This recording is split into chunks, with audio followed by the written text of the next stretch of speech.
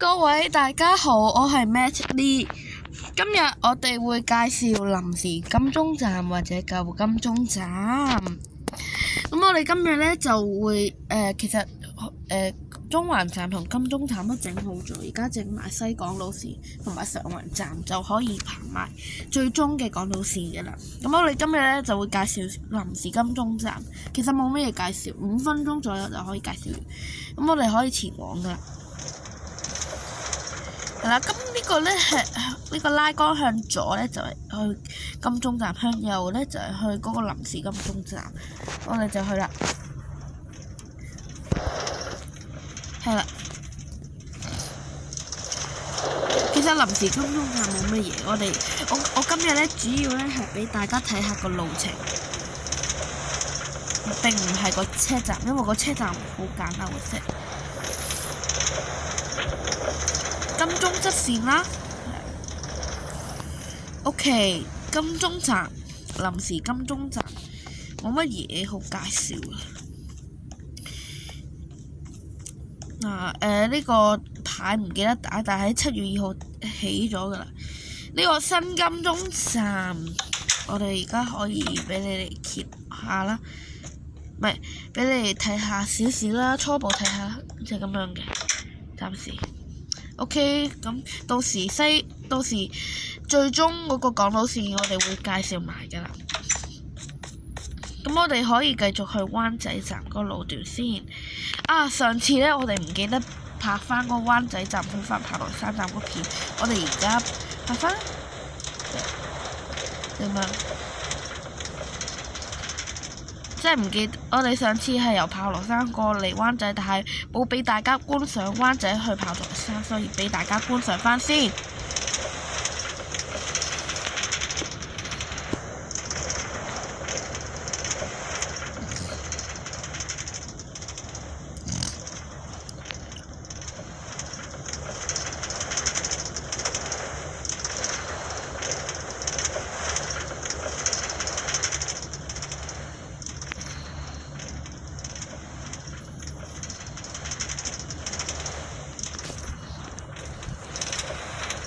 好啦，就係咁樣。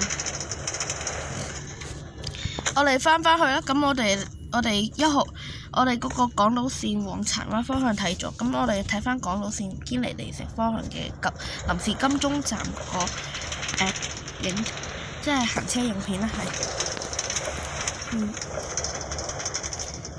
即係意思係去往臨時金鐘站同埋離開臨時金鐘站嘅行車影片。咁我哋會拍埋個荃灣線嘅臨時金鐘站行車影片。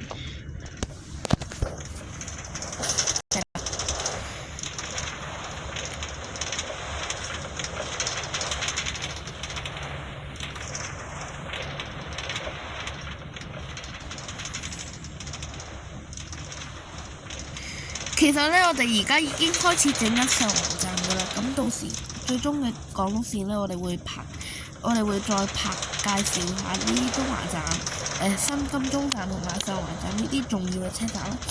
好，我哋到咗臨時金鐘站，咁我哋可以繼續去中環站。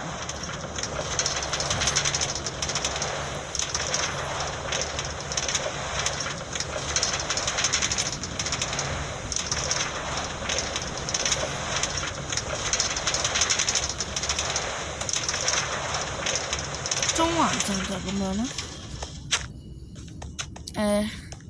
而家唔係唔俾大家睇咁多中環站住先，你哋簡單睇下中環站就算啦。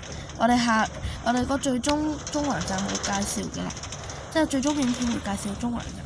咁我哋呢度呢，就係去舊金鐘站呢個位，係啦，就係咁，有啲慢嘅雖然。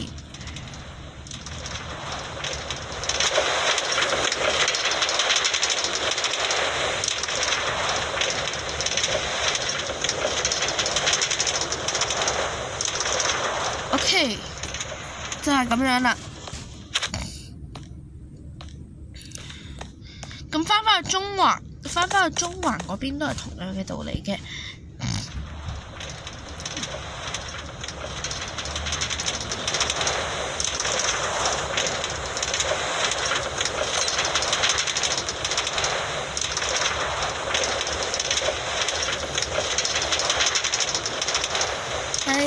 就係咁樣啦。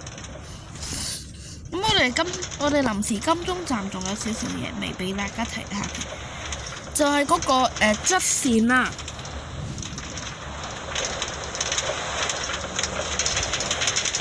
就咁樣。